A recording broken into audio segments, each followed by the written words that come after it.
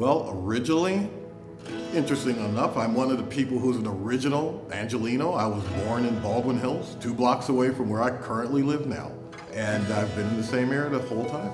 I was always interested in aerospace, and I had met a data engineer from Rockwell years ago, and they said, it's good to be in aerospace, but it's kind of up and down, so you may want to find something. So I ended up saying to myself, I went to Cal Poly Pomona, got an engineering degree, and I had basically at this time, I had been saved for about 4 or 5 years at this point.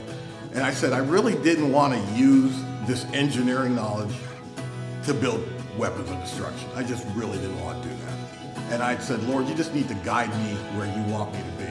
Back when I was an Episcopalian, we used to do trips to other churches. And one church we went to Costa Mesa, and we went to a Calvary Chapel.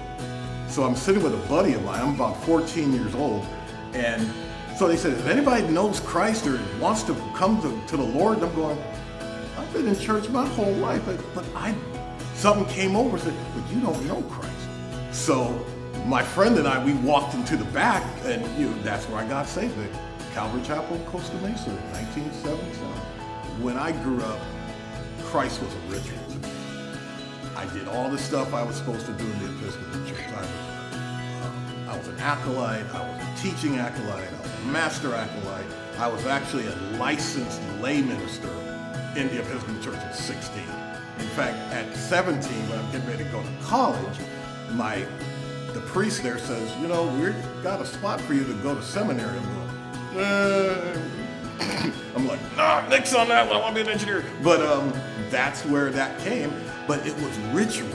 It wasn't until I got saved and started actually getting into the Word where I realized I needed to change ritual to relationship. And that's the change. I was kind of looking at Christ, but I wasn't walking with Him. Well, I got married in 1991, and Sandra and I were looking for a church together. So originally we went to her church. We went to Second Baptist, and we were ushers there. So guess what? Usher here. And there were some issues going on at the church there, and we decided that we wanted to be in a more non-denominational, Bible-based, not quite as sturdy. We wanted to be able to praise. And one of the parishioners here, Sister Crystal, who used to do our kids' hair, had said, why don't you try our church?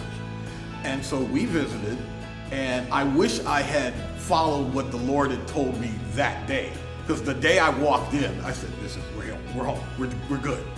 But I waited a couple weeks, and I finally said, okay, look, y'all, when they give me the invitation, we're going up. So this was home. The minute I hit the door, this was home. When I was 39 years old, I got diagnosed with end-stage renal disease, which means basically your kidneys are failing, you need to go on dialysis. And I remember the time that I knew God and I were actually working this thing together, because the doctor came up to me and said, you need dialysis. And he kind of had that wait for me to go crazy and go, ah, my God. I said, all right. And he just was like shocked. I'm like, what do you want me to do? I said, what do you want me to do? I've got this.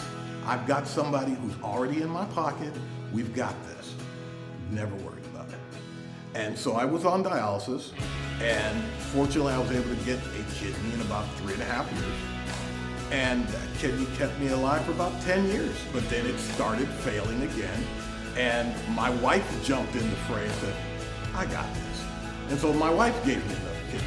And all through it all, I was always like the guy that walked into the dialysis center, what's up everybody, let's go, let's do this today. Because you're still here. I have breath in my body to praise.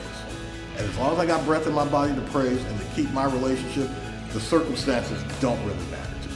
I have had many opportunities to learn how to follow, and I'm glad to be put into a leadership position. And one of the things that I've been able to do is be the president of the Men's Fellowship, recently appointed. And one of the things that we talked about doing that, the methodology, is what we developed as the 3-ship ministry. So the first ship was developing relationships. One of the things is a lot of times we don't really know each other as well, so we need to develop the relationship. And that kind of mirrored my relationship building with Christ. It's good to go through the ritual and say hi and everything, but do you really know these brothers that we are dealing with? So build the relationship. The other thing we had to start doing to get to that third ship is now in terms of relationship, we want to get to leadership, but there's another step in between, and that's called ownership.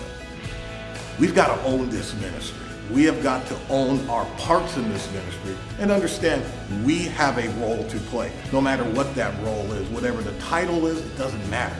This is our home. This is our house. We have to take ownership of that. And then once you mix relationship and ownership, now you can get to leadership.